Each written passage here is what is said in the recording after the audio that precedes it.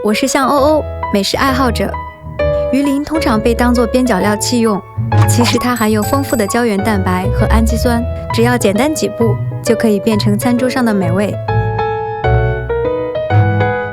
鱼鳞本身有一些粘液和腥味，需要先用清水冲淋几遍，接着加少许盐揉搓，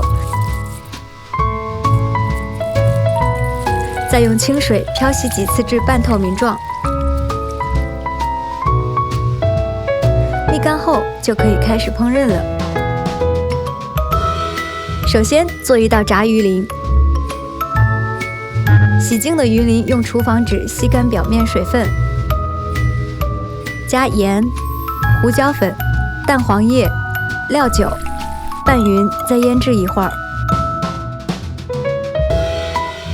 起油锅烧至6成热，在鱼鳞表面裹上一层玉米淀粉。下锅用中火炸至金黄色，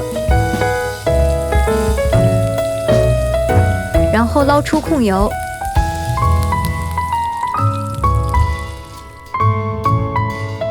撒上胡椒粉拌匀，就可以享用了。炸好的鱼鳞趁热食用口感最好，也可以放凉，用密封罐装起来，作为下酒菜，很有一番风味。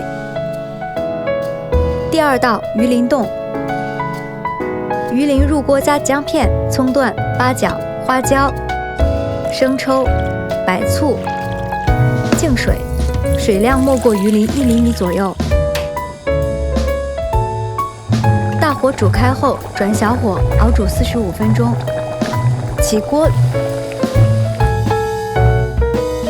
滤出汤汁，放凉后移入冰箱冷藏2小时以上定型。